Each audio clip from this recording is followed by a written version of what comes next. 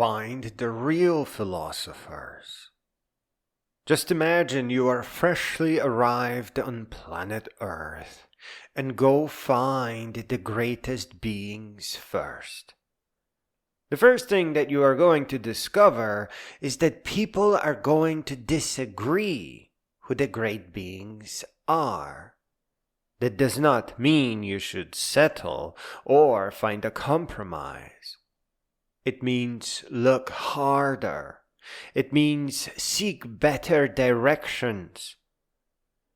Today, people are raised with false beliefs in mind to reinforce bonds to some group, often for no reason, often just to belong.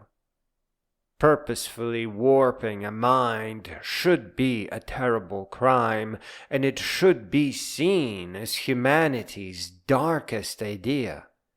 This causes disagreement, division, distrust, madness, and hate. Humanity is just part of the cosmos. We are a creature of the stars. We ought to grow together, to converge on peace and wisdom. Finding out who the wisest people are, who thinks most clearly, is often a challenge. On top of all the liars presenting false leaders, philosophers will try to hide from you.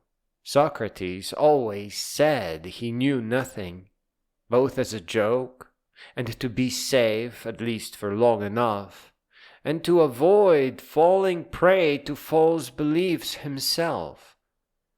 But you can be sure that the wise are celebrated by the wise.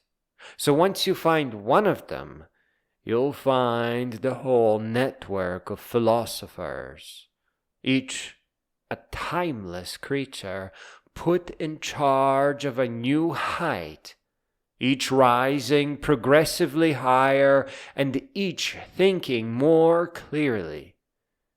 They are lighting the way for all of humanity, whatever the height, to just find them and follow and rise and learn and grow.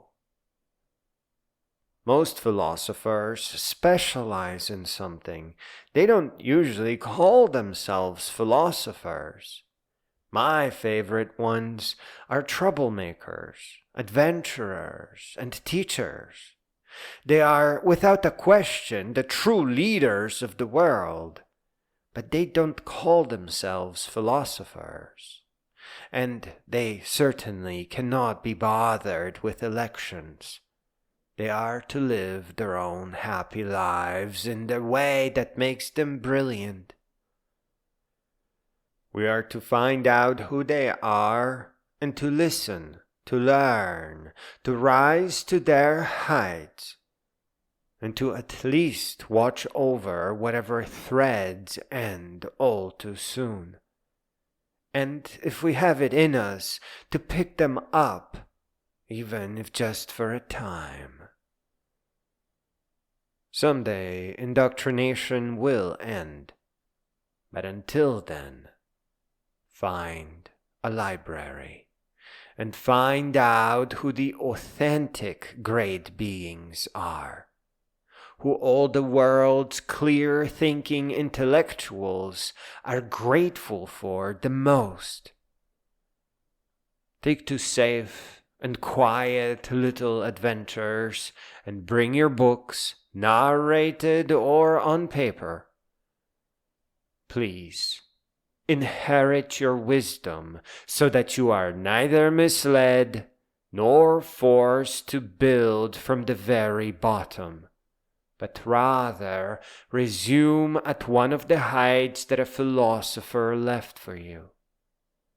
And then just grow all the way up so that you too become a great being, and make room for others to start where your thread ends, where you leave off.